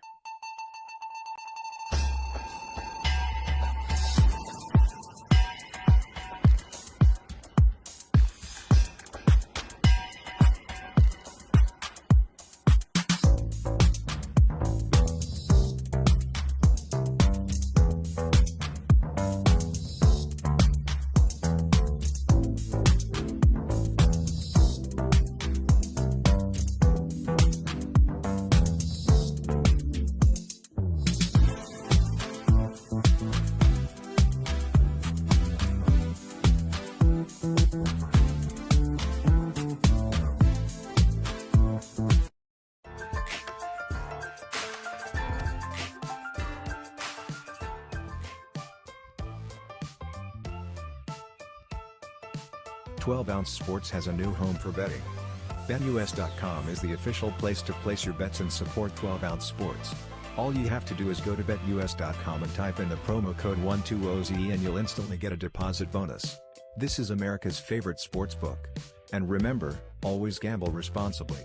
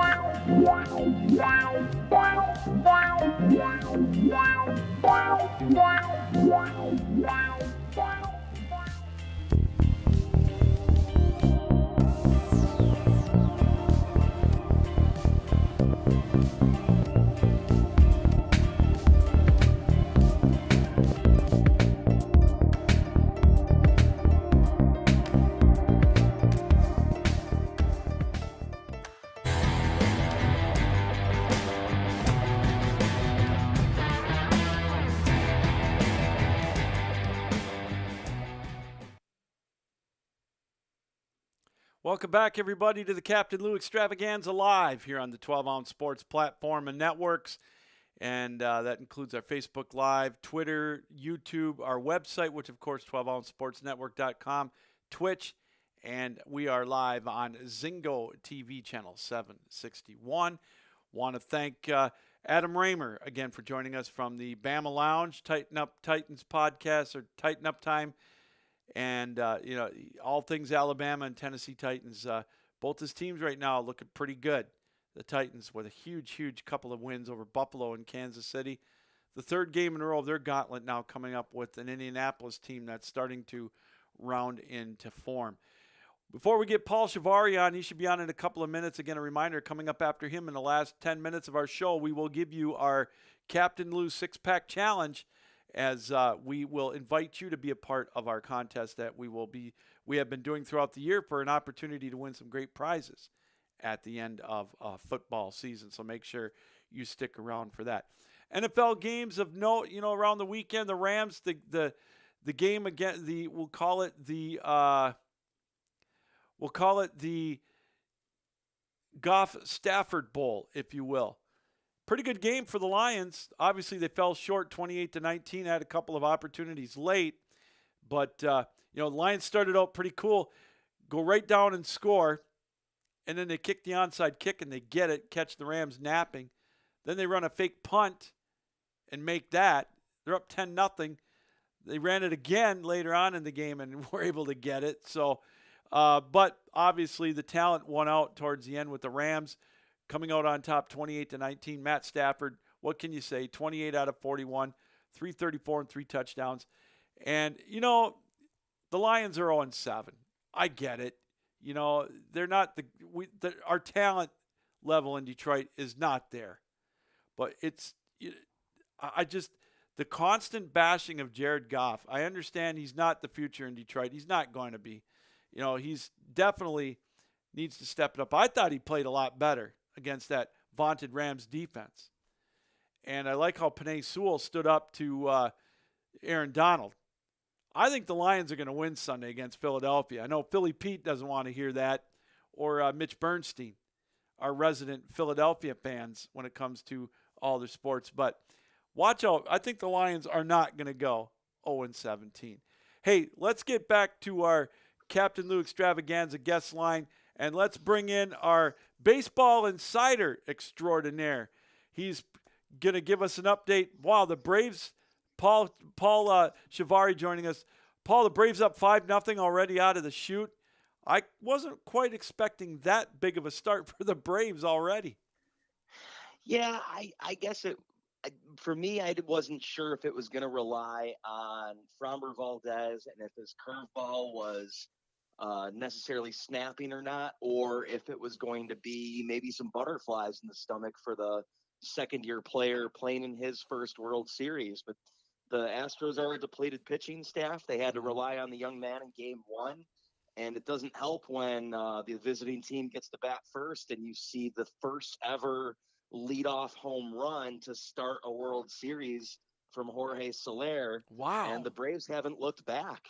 And Valdez is already out of the game. The curveball was looking good. He was setting guys up with his sinker. But, just unfortunately that big lead in the first inning, crooked number on the board. I think it got to Valdez, the high pitch count. And then Charlie Morton being able to get out of a bases loaded jam in the first inning to keep the Astros off the board. I think that's really the difference this early on. But Lou, we know baseball. It's not over until the final out. We know it's an American League game. We know how powerful that Astros offense is. So I wouldn't count them out just yet. But this is the lead that the Braves needed in order to keep things going. And since I've been talking to you, 5-0, the 2 runs that they put up in the third inning, it's just crazy how the Braves have just been piling on the runs. I think they threw a stat up on the screen too, that this is the first time in a Game 1 that a team has scored in the first 3 innings of a Game 1. So so the Braves are already making history. They just got to be able to finish this one off. Well, Paul, one of the things that, I was saying at the top of the show was having a guy like Charlie Morton on your pitching staff. He's been there. He's got that experience. What a huge get for the Braves to be able to have him to anchor that pitching staff in this World Series, because, he could go in Game 4 or Game 5 and possibly 7. So that's got to be a big advantage for the Braves too. Absolutely, and especially since he's pitched in the World Series now for his third team, and he's pitched at Minute Maid Park in the World Series back in 2017 for these Astros. That's the type of veteran that you need in order to lead your pitching staff in these moments. Sure, he doesn't have ace material when compared to Max Fried, but these are the types of veterans that can really shine in October. I saw a stat earlier today, too. Now, the Braves have the best record since the trade deadline. And they weren't even over 500 until August 6th. But, You got Rosario and Jocktober leading the way as, trade deadline acquisitions. And what a story. If you would have told me, it kind of reminds me of the Washington Nationals. If you'd have told me that Atlanta would get on the run they went, they're the hottest team in baseball, and to get this far back in August, I just said, how much you want to bet me? I'll take it. It's funny because the Braves were my preseason pick to win the World Series. Yes. But in the middle of the season, I kind of gave up on that. Once Marcell Ozuna had the domestic violence issue that took him probably out of baseball for the rest of his life. Yeah. And then Ronald Acuna going down with the ACL injury, I kind of counted them out. I thought that maybe they could have been strong enough to survive a shaky National League East because it seemed like it was the division that nobody wanted to win this year. But how crazy is it to think that in an alternate universe where Ronald Acuna doesn't tear his ACL, the Braves probably don't even make the playoffs or at least don't get to the World Series? Nope, I agree 100%. They wouldn't have went out and got some of this, and, it's I'd look at them. It's funny, you just never know once the playoffs start. Again, I go back to the Cardinals in 2006, when they beat the Tigers. I mean, what did they have? 86 wins? I mean, yeah, they were a wild card team, I believe.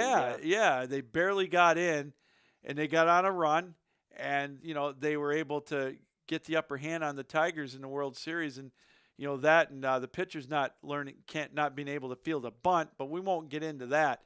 But this Braves team, they got the moxie right now. Paul, talking about, the AL and NLCS, it's so funny because I got to be honest with you. I thought Boston had it. I went to bed right before they got that 8-run ninth inning, I believe it was. And just what a way to turn around that series. Well, I think the storyline for the postseason has been just how starting pitching has not been able to hold up this year. And I think that's very indicative of, what happened last year with these guys not being able to pitch the amount of innings that their bodies are used to. So ramping up this year was going to be difficult. And I think that's, it's part of the reason that they had the special rules this year, the extra innings rules and, and this and that, the 7-inning doubleheaders, which are going to be out the window after the season. Thank goodness, unless this collective bargaining agreement goes a different way. But I think you're starting to see the effects of that. But I think it really cost the Red Sox to have Nathan Eovaldi come out in that ninth inning and give up those runs because then he had to go and start a later game in that series. And you saw it happen to the Dodgers, too, by bringing out Max Scherzer to close games. And, of course, he had the dead arm for Game 6, and that made a big difference. I think if you had a healthy Max Scherzer in Game 6, we'd be talking about Game 7 and maybe Walker Buehler under different circumstances possibly getting the win. Although the Dodgers were a little gassed out by the end, so perhaps the Braves were going to win that series anyway. But I think it just speaks to how good the Braves and the Astros are, that they truly were the better teams in both of those series. And I mean, the Astros, they scored, I think, there was another stat that Fox put up about the amount of runs that the Astros scored with 2 outs this postseason. And, it's a team that doesn't quit. And especially, too, it's a team that's been getting hits via the ground ball. In a day and age where, the fly ball is the way that you want to create scoring and create offense, it's ground ball hits that both of these teams have been getting. And I don't know what the rest of the league is. It was a really hard stat to really look up, so much that I had to go through play by play and figure it out. But 35% of the hits that the Astros had so far this postseason coming into tonight were of the ground ball variety, whereas Atlanta, it was 31%. Wow. And so much that against the White Sox, Houston had 47.5% of their hits were via the ground ball. That's amazing. And you're right. You're absolutely right. The long ball, the fly ball, that has been the trend for I don't know how many years. I want to ask you, go back to, you talk about the Dodgers and Max Scherzer and the pitching. Now, is this something that is just going to be for a championship series? Do you envision this where, like, Urias didn't start, but he came in the second inning? You had Knievel start. I don't know if this is an analytics thing or what. It just, I'm not a fan of it. If they're the starting pitchers, they're the starting pitchers. If they go 4 innings, then bring the relievers in. it kind of I don't know if I'm a fan of it. Do you see that as a growing trend, or is that just a postseason thing? Well, I think it is a growing trend in the sense that we've seen other teams do it. I look back to the 2018 Brewers kind of had to go that route, because Brandon Woodruff wasn't really established as a starter yet.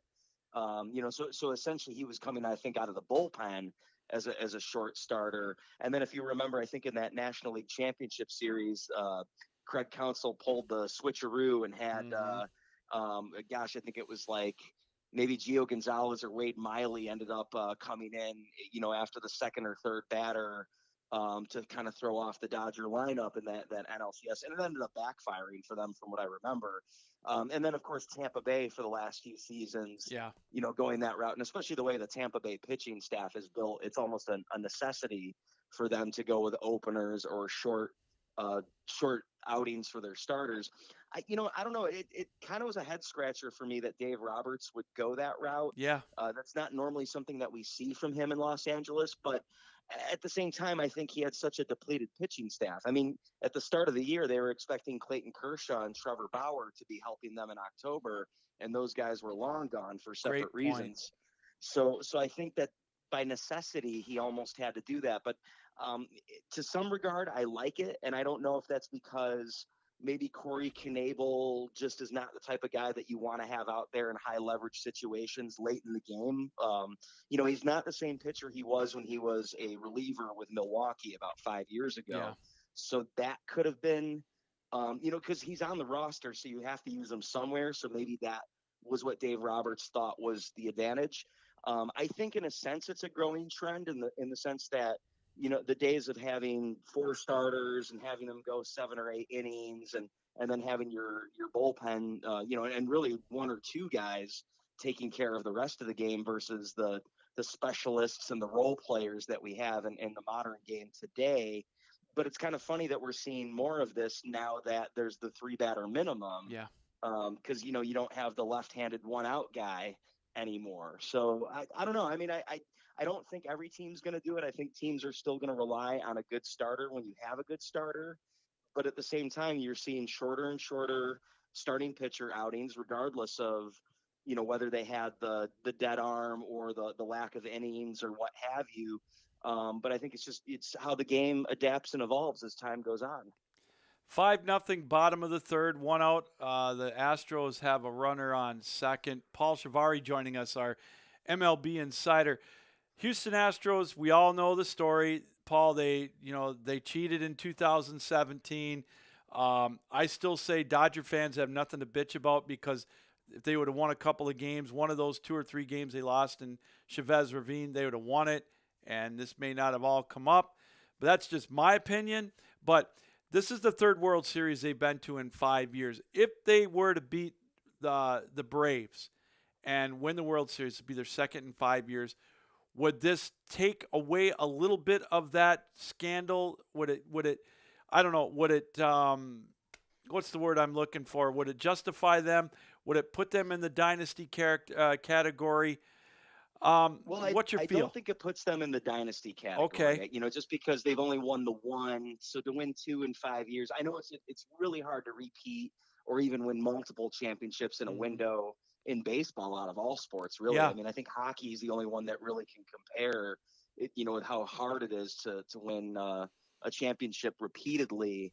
But I think, with the Astros sign stealing scandal, they were just the team that got caught. Yeah. And from what a lot of players around the league are saying, I mean, and we're talking multiple players, that's just the tip of the iceberg. That's just what we know. And I think a competitive advantage has always been part of baseball. Yes, the technology aspect makes it a little bit more unfair than, let's say, a runner standing on second base, clapping and trying to cue his batter as to what the next pitch is. But baseball has been the art of deception, ever since the dawn of the game. So let me ask you a question real quick about that. Sure. And sure. I don't mean to interrupt you, but it bothers me with all this. I love what you said there because they're not the only team that does it. But, look at football. You got the play callers putting the boards up over their face or, because teams are watching that stuff. And, They steal signs. They steal plays all the time. Why? It just bothers me because why is that accepted in pro football or college or high school for all that matter?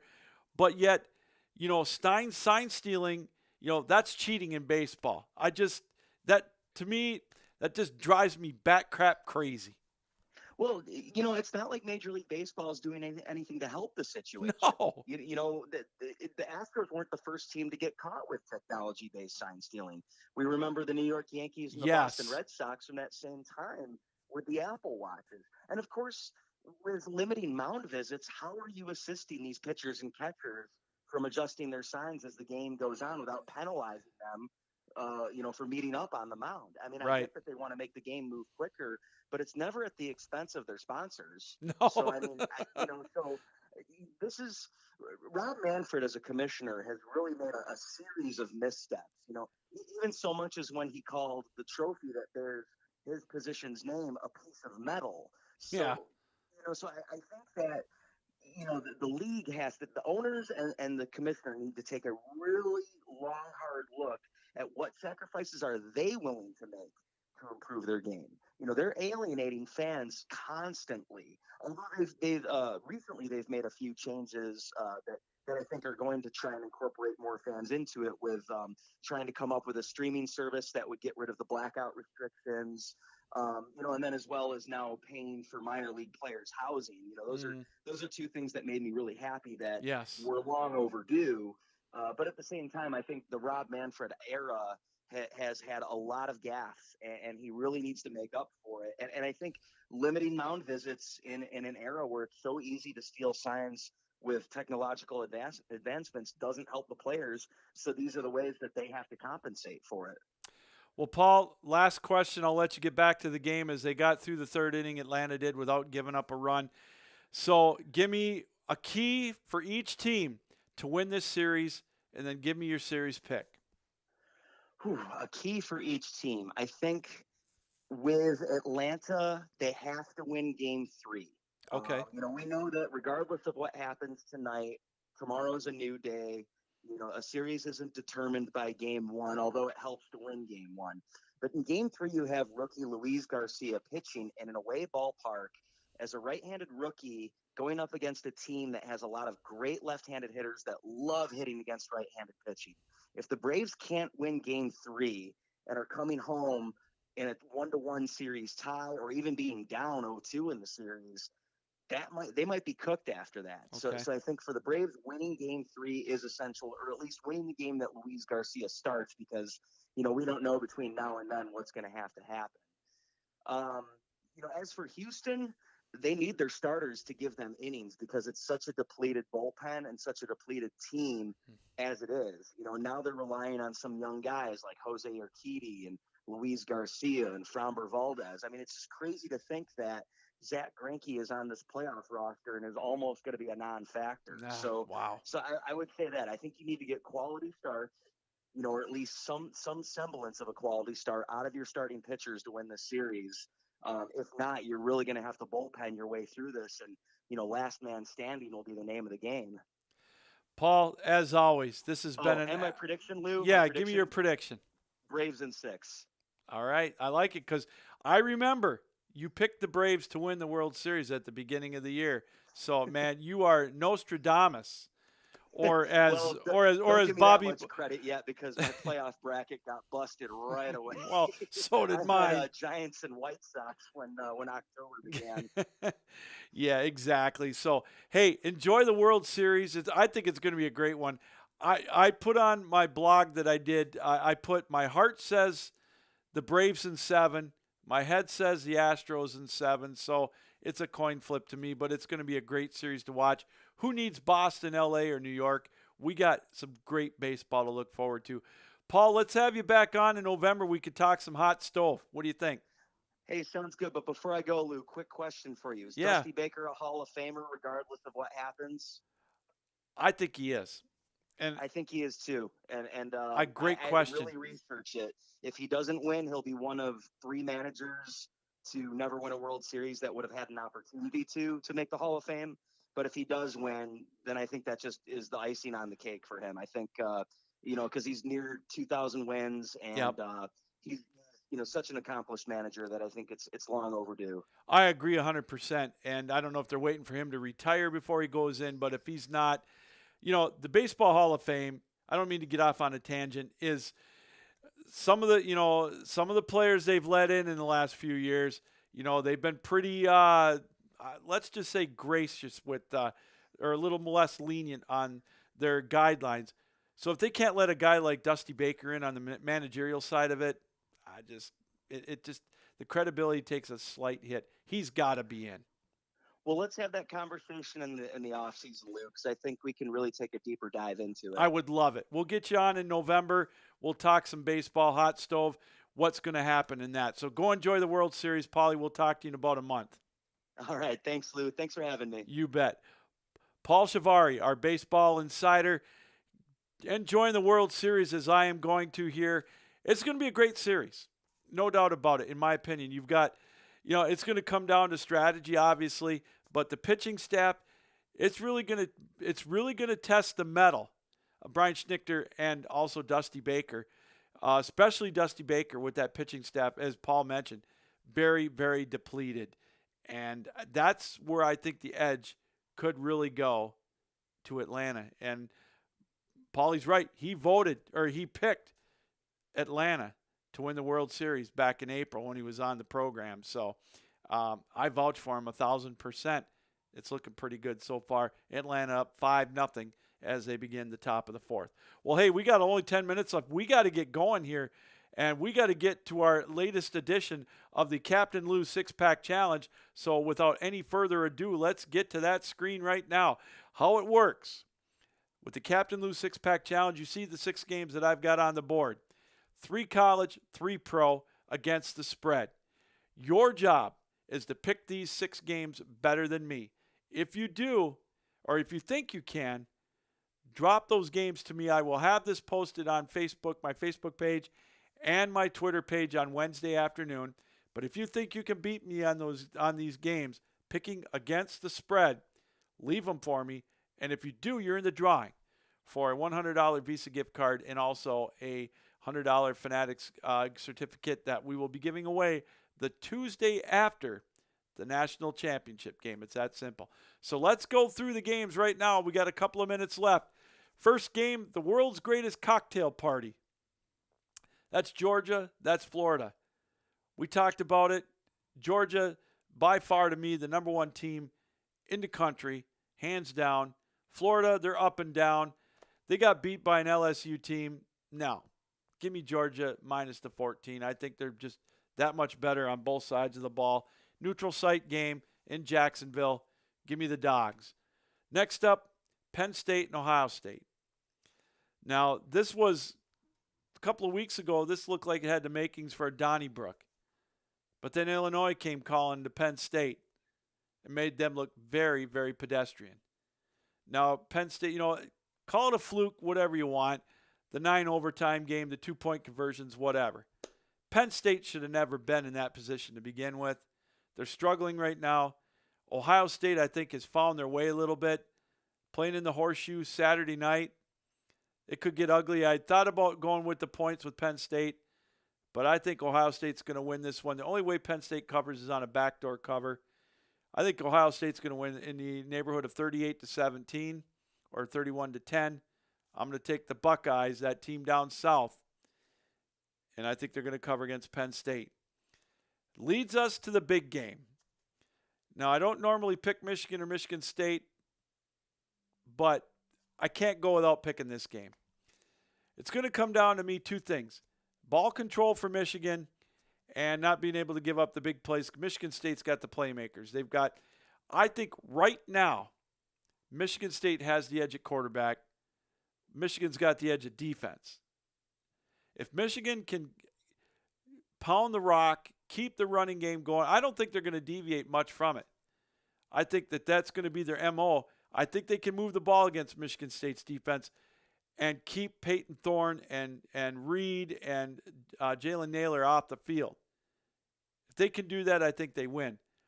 I don't think this is going to be a big scoring game. I think this is going to be like a 28-23 or whatever. That 4.5 scares me. It started out at 2.5. The money's on Michigan. 4.5 is a lot of points in this rivalry. We talked about it with Jack Ebling and Nate Lewis in the first hour of our show. You're going to get a fluke play. Are you going to get some unsportsmanlike, some overzealousness in the first quarter, a targeting call?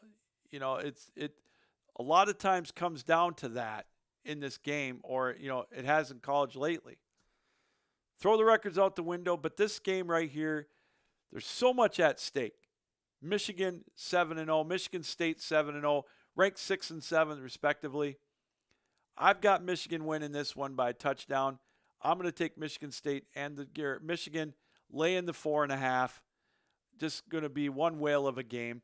Again, really looking forward to it. The atmosphere in East Lansing, game day is going to be there. Fox is there. You got Gus Johnson. Some like him, some don't. He's the national announcer, him and Joel Klatt. It is going to be a great, great time in East Lansing. Hide the couches, but I'm going to take Michigan in the point, given the points 4.5 at Michigan State. Pro side of the ledger, Tampa Bay at New Orleans. New Orleans won a squeaker in Seattle, 13-10. They play like that, they're going to get their doors blown off by Tampa. Tampa's defense, to me, is rounding into shape, too. They're getting some guys back. Now, I know it was Chicago, and I know they blew the doors off the Bears. But I think Tampa's going to win that one at New Orleans. They're on a roll right now. There could be some fireworks in this one. I hope so, because I got Tom Brady on one of my fantasy league teams. I'm taking the Bucks. I'm laying the 5 at New Orleans. Dallas and Minnesota. Minnesota, I haven't given them much love this year, but I think there's another team I think that's really starting to hit their stride. Dallas's defense really is playing well. This could be another one that could actually be a shootout. But I think Dallas wins. I think they just have a little better of an offense. And I think their defense, their offenses might be close to even. I don't think Kirk Cousins is getting the love that he should. But I think Dallas's defense is just better, just enough. This could be a 37-34 game. I think it's going to be a field goal game, and I think Dallas wins. The Legatron, Greg Zuerlein, is going to kick the game-winning field goal. Give me Dallas, -2.5. Finally, New England at the Chargers. New England put 52 up on the Jets. This isn't the Jets. This is the Chargers coming off a bye week, I believe. 5.5-point spread. Give me the Chargers. Out in L.A., I think Herbert is going to have his way with the New England defense. I'm taking the Chargers -5.5. Well, there you go. There's our picks. Georgia, I'm taking Georgia -14. Ohio State -18. The Wolverines -4.5. This is the first week here on the challenge that I have not taken an underdog. Tampa Bay -5 on the road at New Orleans. Dallas on the road -2.5. And I'm going to take the Chargers at home, laying the 5.5. Again, what you need to do, if you think you can pick these games better than me, you must use this spread. It may change by Friday. If I have to use it, so do you. So the line's courtesy of BetUS. Get online to BetUS. Use the promo code 120Z for 125% sign-on bonus. Leave these picks on my Facebook page, Lewis Gamlin, or follow me on Twitter at RealCaptainLou, or drop me an email, CaptainLouSports@gmail.com, and get your picks in. If you beat me, you're in the drawing for that $100 Visa gift card and $100 Fanatics certificate. So it's that simple. Well, that's going to do it tonight. What a great show. Maylocks week is upon us here in Michigan. Jack Ebling on the Michigan State side, longtime writer for the Lansing State Journal, host of the Drive with Jack. Check him out. Check it out. Follow him on Facebook. You can watch his show on Facebook Live. Also, the Press Pass for those of you that can get Fox 47 in the Lansing, Michigan area. Great banner back and forth with him and Michigan guy, Blue Belly Tom Crawford. Check that out. We want to thank Jack for coming on. Nate Lewis, big Michigan fan, coming on the show in the 8:30, getting into the Michigan perspective. Adam Raymer at 9 o'clock talking Titans and Alabama Crimson Tide. And, of course, Paul Shivari talking a little bit of World Series in baseball, as we love to do here on the show. 5-0, top of the fourth, runner on first for the Braves, 2 outs. That's going to do it. Join us next week for another edition of the Captain Lou Extravaganza Live here on the 12-Ounce Sports Network. Captain Lou saying so long, and this reminder, keep your heads up, keep your sticks down, keep your feet moving, and as always, keep your minds open. Till next week, thanks for joining us here on the Captain Lou Extravaganza Live here on the 12-Ounce Sports Network and Zingo TV, Channel 761.